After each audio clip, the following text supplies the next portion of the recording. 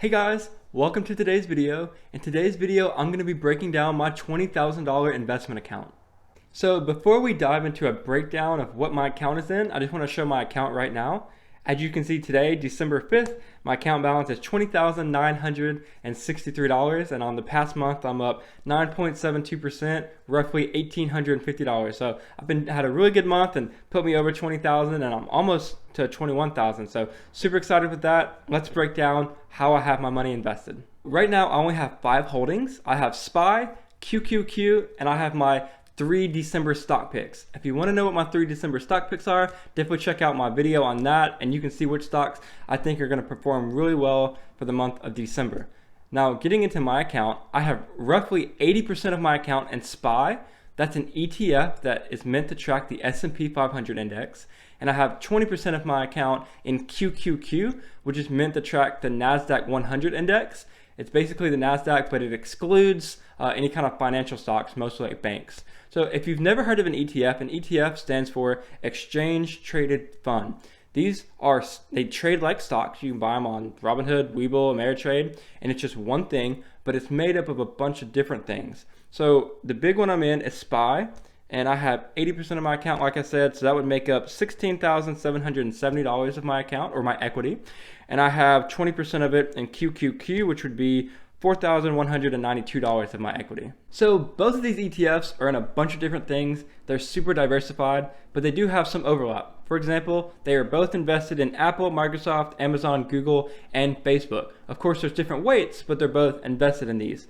For example of that, 6.37% of SPY is invested in Apple, and QQQ 12.79% is invested. So they're both in Apple, but they have different weights that are in Apple. So I have taken the big 5, which I said earlier, and these are how much I have invested in them. And this makes up over a quarter of my account. So if I took the weight of each one and divided it down, I have $1,604 of equity in Apple. I have $1,330 of equity in Microsoft, $1,170 in Amazon, roughly $900 in Google, and roughly $550 on Facebook. Now that's only 26.5% of my account. After the big holdings that they have, it starts getting really small. They might have 0.5% in this, 0.3% in that. So I didn't want to, just go down this whole list of all these micro investments, but it really shows that these are the biggest holdings, and it still only makes up roughly a quarter of my account. So I still have 3/4 of my account that are in very tiny percentages in each one. I will break down the categories though. So I found the categories and I broke them down for my account weighted, and the big ones are technology, consumer, and healthcare. When we say consumer, those are like retail and entertainment. So think Nike, movie theaters, stuff like that. So the big one is technology.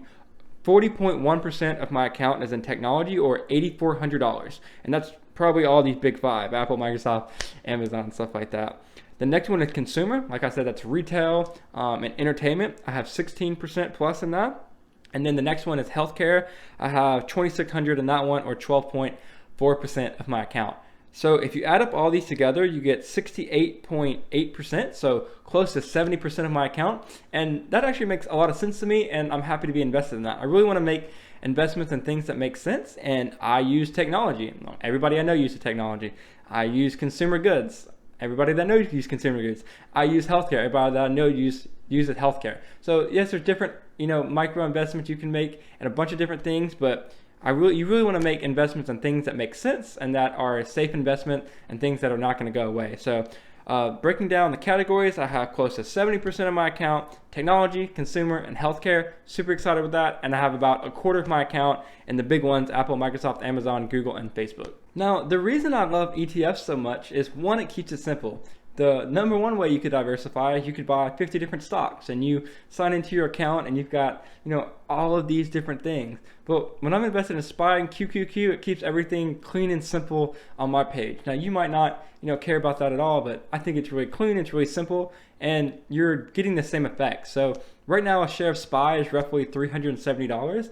You're like, oh, $370 is so much to put into one basket, but that one basket is included in all these different things. So you're really putting $30 into this, $20 into that, everything like that. It also pays a strong dividend. SPY pays close to a 2% dividend. It's been pulling back now because the stock is going up really quickly, but that dividend should grow and it'll get back closer to 2%. So I really love ETFs because somebody else manages them, a really big company, and all of my money, just takes care of it.